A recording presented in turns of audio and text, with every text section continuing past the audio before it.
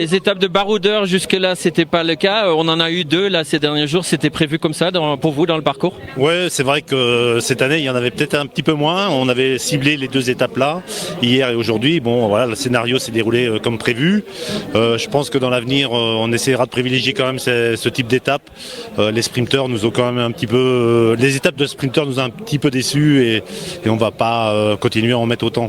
Après, on va avoir 2 belles grandes étapes demain avec Isola 2000 et après-demain avec la Coyole et ensuite le contre-montre. La montre, ça va relancer la bataille pour le classement général? Alors, c'était nos espoirs. Après, on voit bien quand même que cette année, Pogacar est quand même sacrément au-dessus du lot.